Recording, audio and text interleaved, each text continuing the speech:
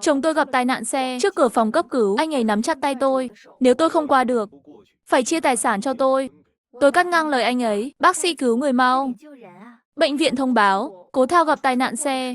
Tôi vừa thu thập đủ bằng chứng anh ấy ngoại tình. Trước cửa phòng phẫu thuật, tôi vui vẻ chuẩn bị rút ống thở. Không ngờ, Lưu Như Yên ôm đứa con mập chặn tôi lại. Chồng chị bị thương nặng để bảo vệ mẹ con tôi. Chị vẫn không chịu nhường sao? Tôi nhìn đứa bé giống hệt Cố Thao, đầu óc tôi xoay chuyển nhanh chóng. Một tiếng sau, bác sĩ hỏi ý kiến tôi về bệnh nhân bị tổn thương nghiêm trọng. Dù qua khỏi nguy kịch, khả năng trở thành người thực vật rất lớn, có tiếp tục cứu chữa không? Chúng tôi tôn trọng ý kiến gia đình. Tôi kiên quyết yêu cầu cứu chữa, ký ở đâu? Phí cứu chữa khoảng 100.000. Nhà tôi không thiếu tiền. Bác sĩ nhìn tôi kính phục, đưa giấy báo nguy kịch cho tôi ký. Cuối cùng mạng Cố Thao được giữ lại. Nhưng anh ấy trở thành người thực vật. Lưu Như Yên ngang nhiên ôm con vào phòng bệnh, không nói nhiều.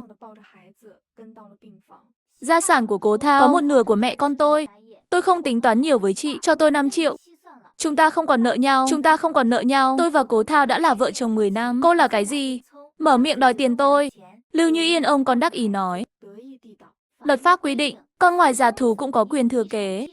Tôi cười lạnh. Chỉ vào chồng tôi đang nằm thực vật. Cô cũng nói là quyền thừa kế.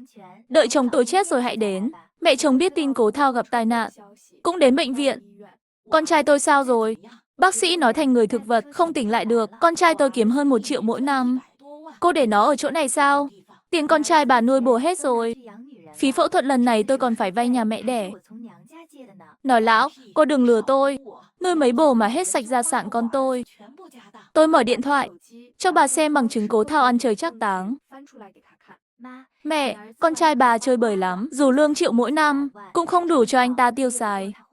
Mẹ chồng há hốc mồm, rồi trừng mắt hỏi tôi, sao con trai tôi đột nhiên gặp tai nạn? Chắc chắn do cô gây chuyện suốt ngày. Tôi đưa biên bản của cảnh sát giao thông cho bà xem. Lưu Như Yên quen chứ? Là người lần trước mừng sinh nhật bà đó. Con trai bà bảo vệ cô ta, bị đâm sống dở chết dở. Muốn giết muốn chém thì nhanh lên. Bác sĩ nói Cố Thao không chết trong 1-2 năm. Tôi nghĩ cần chuyển tài sản. Môi giới nhà đất rất nhiệt tình, chưa đầy 3 ngày đã giúp tôi bán nhà. Mẹ chồng biết tôi bán nhà, cùng em chồng chặn cửa không cho tôi dọn đi. Con trai tôi chưa chết mà, cô dám bán nhà. Chính vì con trai bà chưa chết, tôi mới bán nhà để cứu anh ta. Cô sẽ cứu anh ta. Con tôi nuôi nhiều bồ như vậy, cô mong anh ta chết sớm. Đúng là phụ nữ hiểu nhau. Nói đúng lòng tôi rồi, tôi hét lên với nhân viên chuyển nhà.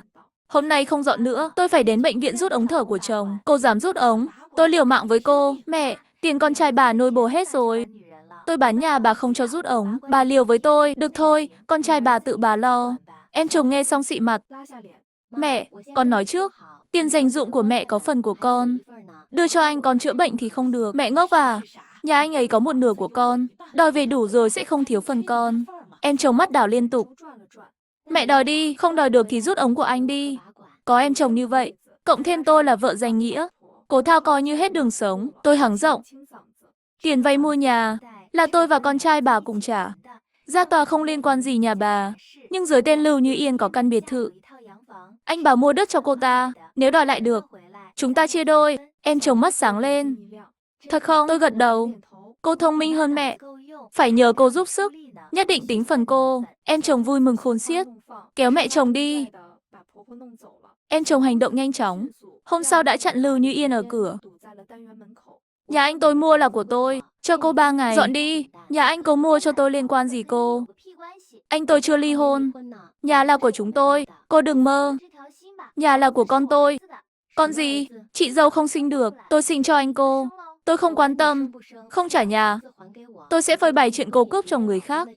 Lưu Như Yên nói, nhưng em chồng muốn đi nhưng bị em chồng chặn lại. Cướp chồng người còn muốn chạy. Hai người nhanh chóng đánh nhau. Chẳng mấy chốc, mẹ Lưu Như Yên bế con ra tìm cô. Đứa bé có tóc xoăn, tim tôi đập mạnh. Lần trước ở bệnh viện, Lưu Như Yên quấn con kín mít, hôm nay mới thấy rõ mặt đứa bé. Thực ra không hoàn toàn giống Cố Thao. Thực ra không hoàn toàn giống Cố Thao. Tôi liên tưởng đến những chuyện trước đây, chợt hiểu ra, hóa ra Cố Thao đã lừa tôi. Mẹ chồng biết Cố Thao có con trai, như được tiêm thuốc kích thích, cùng Lưu Như Yên đến chỗ làm của Cố Thao, đòi bồi thường tai nạn lao động. Sau khi Cố Thao gặp nạn, công ty đã cho tôi 500.000 tiền cứu trợ. Không tệ với tôi, lãnh đạo công ty bảo tôi đến khuyên nhủ, tôi lập tức đến. Không tính tai nạn lao động cho con tôi, hôm nay tôi không đi. Nhà tôi anh Thao gặp chuyện lớn như vậy. Còn lại chúng tôi, mẹ quá con côi, không nơi nương tựa, thật sự đường cùng rồi. Ôi trời, đúng là cho cô mặt mũi, tôi không xuất hiện. Cô tự coi mình là vợ chính thức. Tôi vào không nói gì, lên tát Lưu Như Yên 2 cái thật kêu. Đồ lẳng lơ, cướp chồng tôi, con dám đến chỗ làm của chồng tôi gây chuyện. Xem hôm nay tôi không xé xác cô sao lại đánh người. Tôi đánh cô là nhẹ. Nếu không phải cô xúi chồng tôi đi du lịch, chồng tôi có gặp tai nạn không? Cô ác mà còn kêu oan, còn muốn tính tai nạn lao động. Tôi không cướp Cố Thao, anh ấy nói đã ly hôn, tôi mới ở bên anh ấy. Thật không? Ảnh cô gửi tôi còn giữ. Lúc đó cô chửi tôi thế nào? Tôi lấy điện thoại ra, tìm được đoạn ghi âm lúc đó, bật loa ngoài. Giọng chua ngoa của Lưu Như Yên vang lên. Mày là đồ chết tiệt, chồng mày ngủ với tao nửa năm rồi.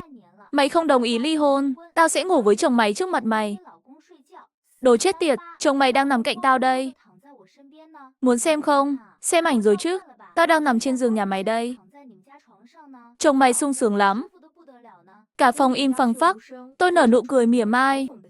Còn nhà anh Thao, Lưu Như Yên cướp chồng cao siêu thật. Cô cũng là nhất rồi. Lưu Như Yên mặt lúc đỏ lúc trắng, không dám lên tiếng.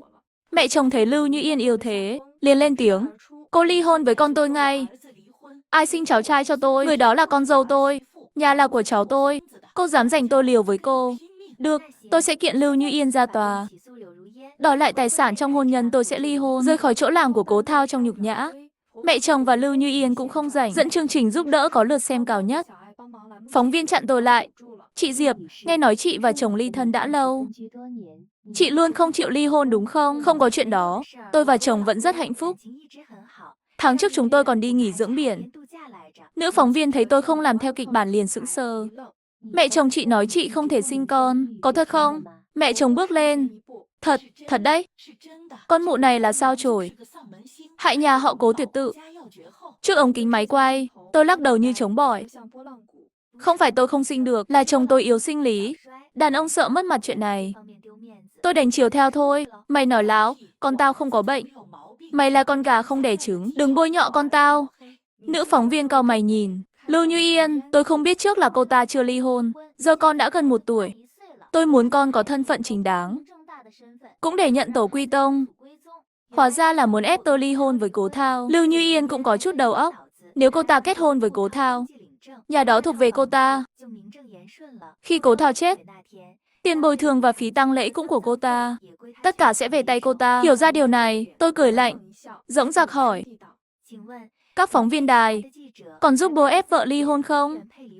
Nữ phóng viên biến sắc, vội vàng phủ nhận. Cô Bạch tìm đến chương trình của chúng tôi để nhờ giúp đỡ. Mục đích hôm nay của chúng tôi là mong các người hòa giải. Hòa giải thế nào? Cô muốn tôi chủ động nhường chồng sao? Lưu Như Yên vội vàng giải thích. Anh Thao giờ là người thực vật.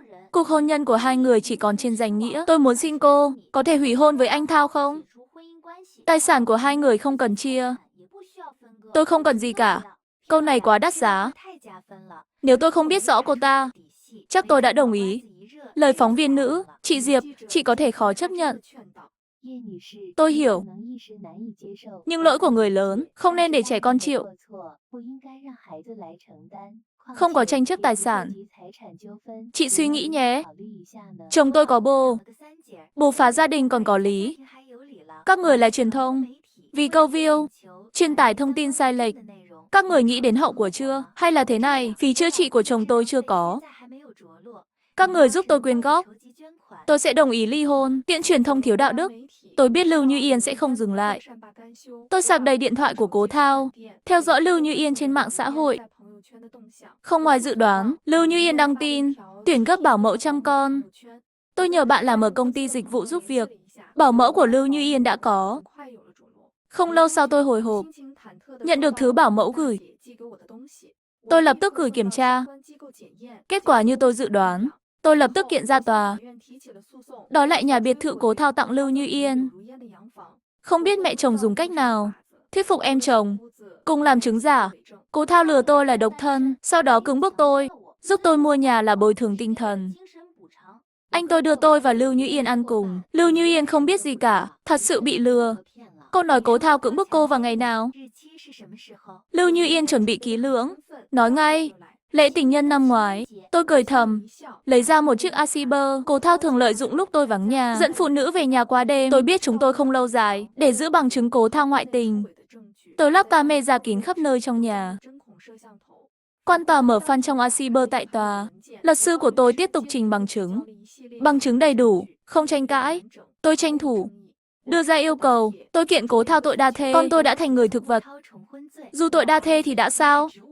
Mẹ, tôi và Cố Thao dù sao cũng là vợ chồng. Tôi định dùng tiền bán nhà, đưa anh ta ra nước ngoài chữa trị. Trong ánh mắt hy vọng của mẹ chồng, tôi xoay chuyển. Tôi vừa nghĩ lại, mẹ giúp bố ức hiếp tôi, chuyện chữa trị để sau. Cứ kiện tội đa thê trước đã. Mẹ chồng bối rối không biết làm gì, vội vàng hét lên với quan tòa. Những gì tôi vừa nói không tính, tất cả do tôi bịa đặt, nhân chứng làm giả, gây nhiễu công lý nghiêm trọng, tổn hại quyền lực pháp luật. Một khi xác minh, có thể bị truy cứu hình sự. Tôi nói thật, Lưu Như Yên là bồ của con tôi. Nhà cũng mua bằng tiền của con tôi. Cưỡng bức và bồi thường tinh thần đều là nói dối. Nhân chứng vật chứng đủ cả. Quan tòa tuyên bố Cố Thao tặng nhà không hợp lệ. Nhưng Lưu Như Yên có người cố vấn, kiện ngược tôi và Cố Thao, đòi chúng tôi chịu phí sinh hoạt, phí giáo dục và y tế của con, liệt kê các yêu cầu kỳ lạ, từ bỉm sữa đến khóa học tinh hoa, tổng cộng gần 2 triệu. Tôi mỉm cười nói, yêu cầu của Lưu Như Yên vô nghĩa.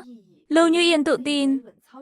Tôi hắng giọng, tôi không có ý kiến về mức phí nuôi dưỡng, nhưng tôi yêu cầu xét nghiệm S. Lưu Như Yên bình thản, không lo lắng. Tôi mỉm cười, bổ sung thêm, không chỉ xét nghiệm với Cố Thao, còn phải xét nghiệm với Lưu Như Yên.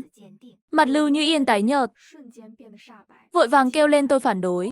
Chỉ cần chứng minh con là của Cố Thao, tôi sẽ được bồi thường. Sao lại bắt tôi xét nghiệm S? Tôi biết cô ta sẽ phản ứng như vậy. Tôi nói từng chữ một. Nếu con là của Lưu Như Yên và Cố Thao, tôi sẽ trả phí nuôi dưỡng. Nếu con là của Cố Thao, nhưng mẹ đứa bé là người khác, Lưu Như Yên không có quyền đòi phí nuôi dưỡng. Nếu đứa bé không phải của Cố Thao, đòi phí nuôi dưỡng càng vô lý. Nên Lưu Như Yên không xét nghiệm S, tôi làm sao biết được sự thật? Lưu Như Yên rõ ràng hoảng loạn, nhất quyết không đồng ý xét nghiệm S. Trong phiên tòa, mọi người đều nhận ra sự phức tạp. Im phăng phắc. Quan tòa cuối cùng nói, yêu cầu hợp lý, chấp nhận. Kết quả xét nghiệm S xong. Hôm sau xử tiết, rời khỏi tòa. Tôi vui vẻ, mua một căn hộ bằng tên cha mẹ, thuê công ty thiết kế tốt nhất bắt đầu trang trí. Cuộc sống của tôi sắp sáng sủa hơn. Ngay lúc này, Cố Thao tỉnh lại, tôi lập tức đến bệnh viện. Bác sĩ, chồng tôi tỉnh lại hẳn chưa? Bệnh nhân bị nhiễm trùng nặng. Không còn nhiều thời gian, nếu có gì muốn nói ngay đi. Tôi sợ chết khiếp, tưởng gã đó hồi phục. Tôi vừa bước vào phòng bệnh, mẹ chồng và Lưu Như Yên cũng vào. Cố Thao trông chờ nhìn Lưu Như Yên, miệng há ra muốn nói. Tôi lao vào lòng Cố Thao, khóc giống lên. Chồng ơi, anh tỉnh lại rồi. Tạ ơn trời đất. Chồng ơi, em biết anh không nỡ xa em cũng không nỡ xa anh. Mẹ chồng cũng chen vào khóc to. Anh Thao, con tỉnh rồi. Mẹ cuối cùng cũng có hy vọng. Không có con bảo vệ, mẹ khổ lắm. Chồng ơi, mẹ lo cho anh lắm. Anh nhìn xem tóc bà đã bạc nhiều. Lưu Như Yên phía sau tôi sốt ruột. Anh Thao có chuyện muốn nói, mau tránh ra. Tôi và mẹ chồng vẫn khóc to bên cạnh Cố Thao. Lưu Như Yên vội vàng hét với y tá và bác sĩ. Bệnh nhân muốn nói di chúc, nhanh đuổi hai người họ ra. Tôi là bệnh nhân, chồng muốn nói gì chúc cũng nói với tôi. Cô là gì chứ? Lưu Như Yên vẫn hét. Anh Thao, em biết anh có chuyện nói với em. Nói nhanh đi. Chồng tôi có gì để nói với cô? Cút ngay. Bảo vệ bệnh viện chết rồi sao? Không đuổi con điên này ra. Bệnh nhân xảy ra chuyện. Gặp nhau ở tòa. Y tá nhanh chóng kéo Lưu Như Yên ra. Lưu Như Yên giãy giụa, miệng vẫn hét. Anh Thao, nói nhanh đi. Nhà biệt thự anh mua cho em là của em. Nói nhanh lên. Bao nhiêu người làm chứng đây này? Nói mau, đồ khốn. Chơi chiêu với tôi, vậy thì đừng ai nói lý nữa. Tôi cúi sát tai Cố Thao nói nhỏ. Lưu Như Yên lại rình ràng đến Đại Cường và Tiểu Tiện. Vợ Đại Cường bắt gian tại trận, đang làm đơn ly hôn. Mắt đục ngầu của Cố Thao trợn tròn. Tôi tiếp tục châm lửa. Không biết Lưu Như Yên điên rồi hay sao? Ngay cả con cũng không cần, chỉ kêu gào đưa vào trại mồ côi. Cố Thao nhìn Lưu Như Yên đầy căm hận. Lưu Như Yên còn mong Cố Thao giúp đỡ. Chợt thấy ánh mắt Cố Thao mà sợ. Rồi vùng khỏi y tá. Đồ khốn. Di chúc cũng không để cho tôi theo anh 3 năm. Cái gì cũng không có. Tôi lách người tránh. Mẹ chồng cuống quýt kéo Lưu Như Yên. Không để ý dẫm lên ống thở. Cảnh tượng hỗn loạn. Chưa đầy 1 phút. Máy theo dõi tim biến thành đường thẳng. Cố Thao ra đi mãi mãi. Đám tang Cố Thao đơn giản hết mức. Sau sự việc, không thể để con ở cạnh Lưu Như Yên. Bảo mẫu tìm cơ hội bế con đi. Tôi mang kết quả xét nghiệm S đến đồn cảnh sát đăng ký. Rồi mang bản gốc đến tòa án. Vài ngày sau, tòa tuyên kết quả xét nghiệm S. Tôi và Cố Thao là cha mẹ sinh học của đứa bé. Lưu Như Yên thua kiện vụ đòi phí nuôi con. Lưu Như Yên biết mình sẽ thua, nhưng không ngờ đứa bé là con của tôi và Cố Thao. Tôi cũng không hề biết điều này. Năm đó Cố Thao bị phát hiện yếu sinh lý, nên bàn với tôi làm thụ tinh ống nghiệm lấy trứng mấy lần, 2 lần làm đều không thành công. Sau này Cố Thao có tiền, ăn chơi thâu đêm, tôi không còn nghĩ đến chuyện có con nữa. Tôi không ngờ, Cố Thao lừa Lưu Như Yên làm mẹ thay, còn dùng trứng của tôi. Lưu Như Yên dành cả tuổi xuân cho Cố Thao. Không được gì cả, tôi thì rất thỏa mãn. Chồng tệ đã sớm mất, tài sản không thiếu đồng nào, còn có thêm con trai mập mạp. Bán nhà biệt thự của Lưu Như Yên được 3 triệu, theo luật. 1 nửa là của tôi, nửa còn lại chia đôi cho con và mẹ chồng. Mất con trai nhưng có thêm cháu trai. Mẹ chồng cũng an ủi phần nào, bất chấp em chồng la hết. Bà từ bỏ quyền thừa kế, nhìn số dư tài khoản và đứa con đáng yêu. Cuộc đời tôi cuối cùng đã viên mãn.